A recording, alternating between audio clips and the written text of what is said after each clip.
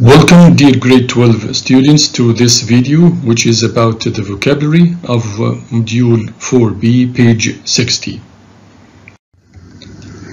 There are two objectives for today's video. The first one is that we are going to identify the meaning of some phrasal verbs by matching them with their meanings. And the second one is that we are going to use travel-related words and phrases correctly in the given contexts.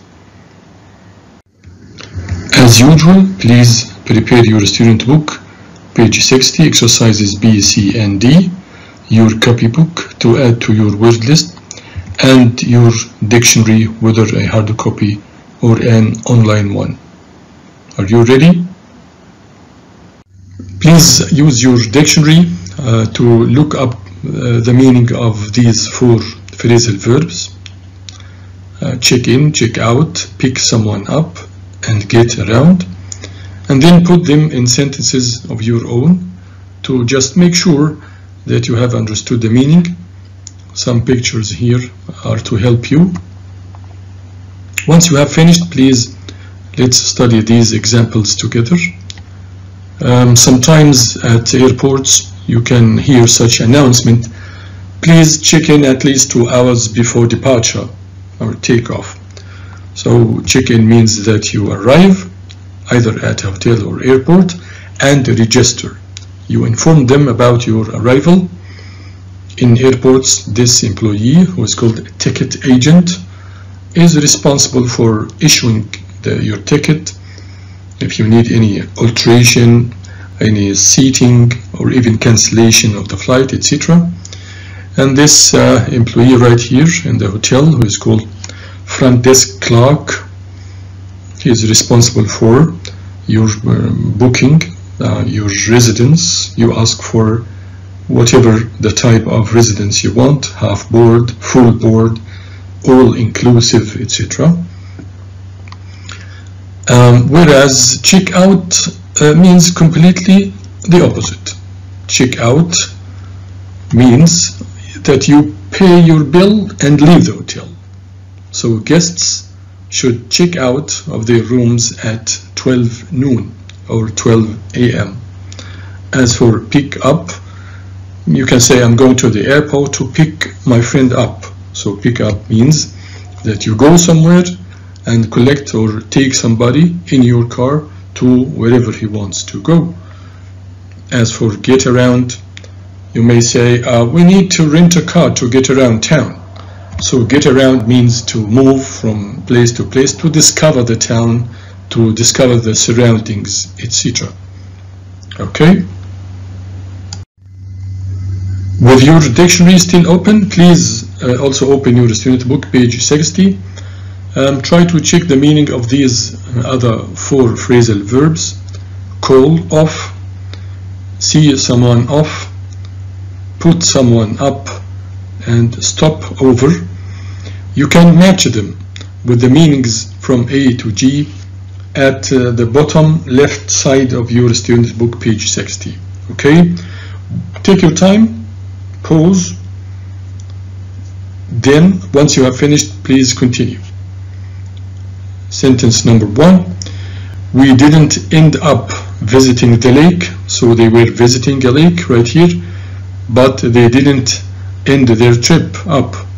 The trip was called off because of bad weather. What's your choice, please? Call off means, right, it means to cancel. Number 2, I'll take you to the train station and see you off. See someone off means, your answer please, right, to accompany, to take somebody somewhere and say goodbye. How about number 3? Would be more than happy to put you up for the summer. Stay as long as you like.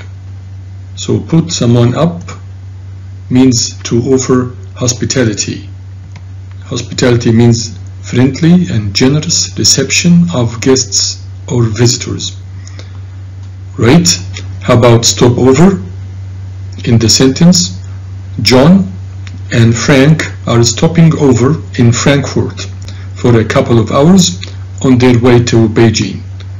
Stopover means, right, to stay somewhere for a short time before continuing a journey. Let's continue. The last three phrasal verbs: get away, make out, drop someone off. Okay, again pause, take your time, and then continue. Let's take number 5.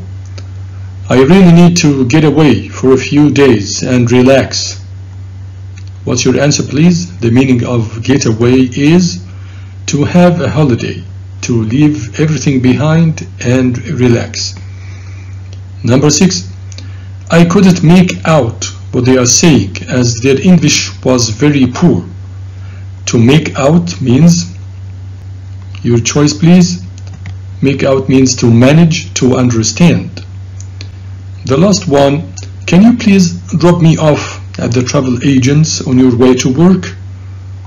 To drop someone off means to leave someone somewhere. Done?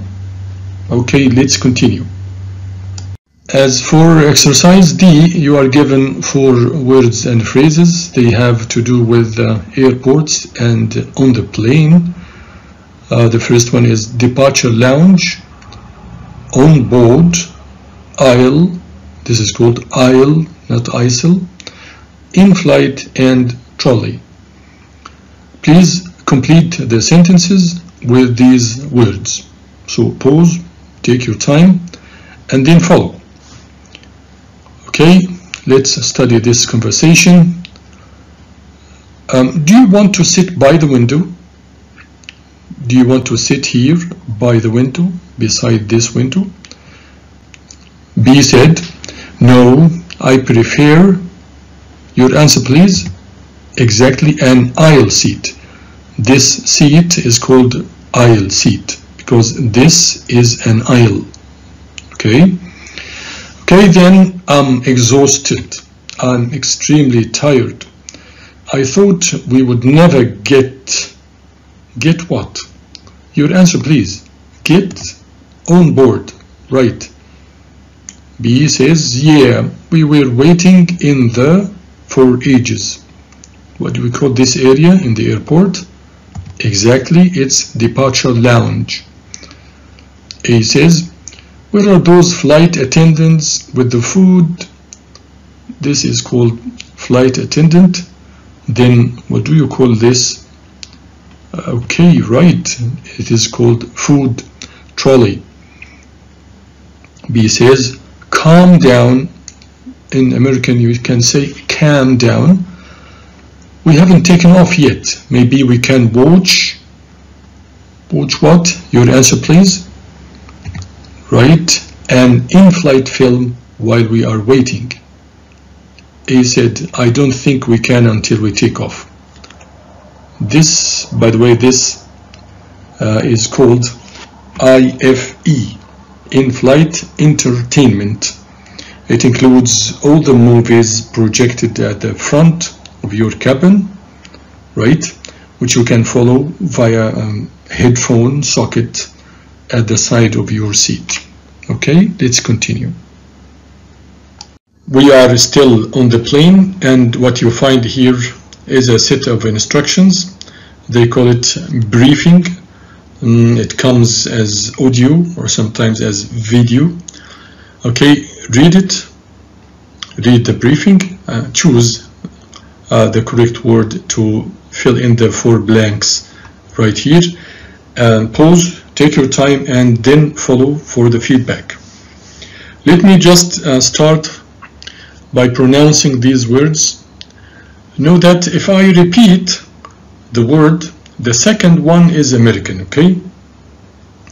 The first one is turbulence, turbulence, hand luggage, life jacket, fasten, fasten, overhead compartment, overhead compartment, oxygen mask, oxygen mask, tray table. Now how about the answer of the first one? Ladies and gentlemen, the Your answer please. The fasten seat belt sign, this is a seat belt sign, has been turned on. If you haven't already done so, please put your, what do you call this? Yes, hand luggage.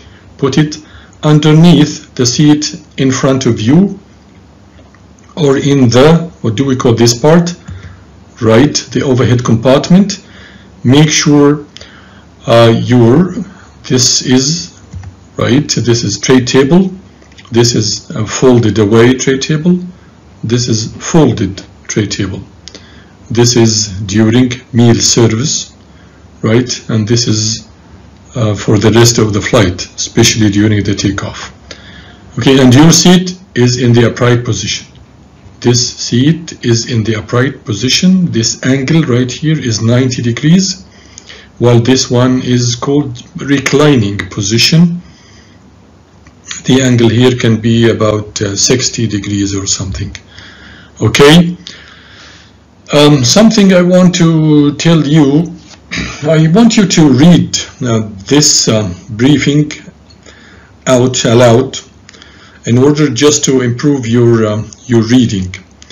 Okay, something like, ladies and gentlemen, the fasten seat belt sign has been turned on. If you haven't already done so, please put your hand luggage underneath the seat in front of you or in the overhead compartment. Make sure your tray table is folded away and your seat is in an upright position.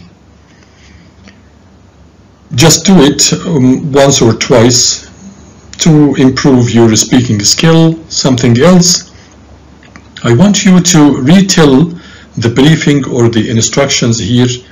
Retell them using the pictures only. Okay, I want you to develop your paraphrasing or rewording skill. Please pause and do it. Take your time, and then once you have finished, please continue. We are still on the plane with the same words or phrases, but we have already used 4 of them, and with the same briefing. Please pause, fill in the blanks right here, and then continue for the feedback. Let's do it. We suggest you keep your seat belts on for the duration of the flight, just in case we experience any, your answer please, any turbulence. Turbulence means any violent air movement. In the unlikely event of lost cabin pressure, means if we lose cabin pressure, what will automatically appear in front of you? Right, an oxygen mask will automatically appear in front of you. To start the flow of oxygen, just pull it towards you, pull the mask towards you. In the event of emergency, something here is located under your seat. What is it? Exactly, it's a life jacket. Very good. Again, to improve your speaking skill, you can read it out loud. Complete your reading aloud. Something like, we suggest you keep your seat belts on for the duration of the flight, just in case we experience any turbulence. In the unlikely event of lost cabin pressure, an oxygen mask will automatically appear in front of you. To start the flow, just pull it towards you.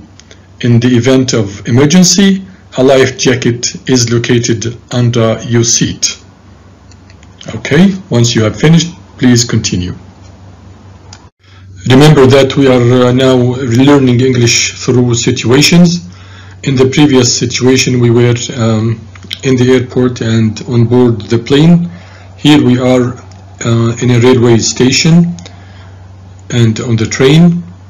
Here you are 5 words and phrases.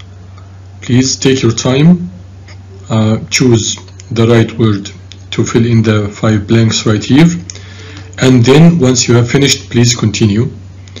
We are going to use the words single, timetable, return, connecting train, and fare. This is a dialogue between you and a clerk, a booking clerk.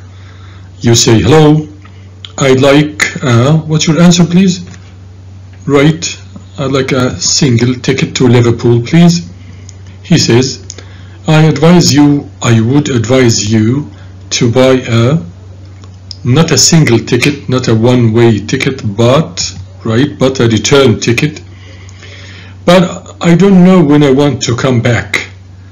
Oh, I know, but the actually comes out cheaper. Something that has to do with the price. It's fair, right? You say, I see. I had a look at the, what do we call this? Right, it's timetable, but I couldn't work out. To work out means to have a good result about when the next train leaves. So he says it leaves at 11.04 or 11 and 4.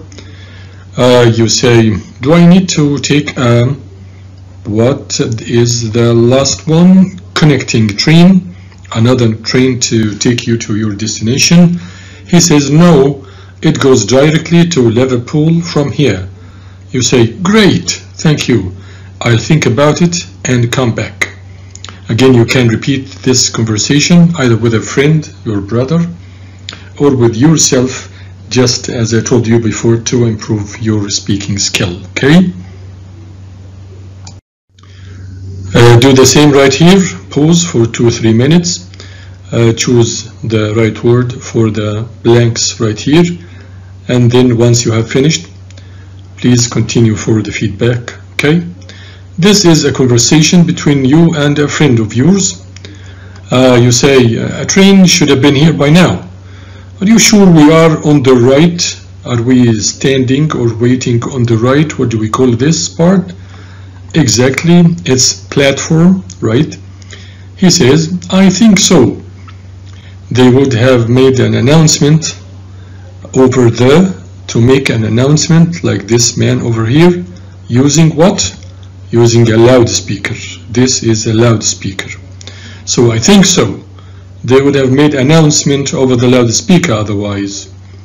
You say, maybe I'll go back to the and ask them. So he wants to go back to the, what is this part? Exactly, it's the ticket office. And your friend says, no, wait. Go and ask that, what do we call that man? Exactly, he is a conductor. Go and ask that conductor over there. He will know. Okay, I'll do that. No need. Here comes the train now. Okay, as I told you, repeat this conversation once and once again to improve your speaking. Okay. Please remember to add the new words to your word list. Put them in sentences of your own. Use them in your writing and speaking. You can also try to play the role of a flight attendant and try giving briefing to passengers. Or you can play the role of a front desk clerk, then ask and answer questions concerning boarding bases, accommodation, etc. And thank you so much for watching this video, which will be available on Microsoft Teams.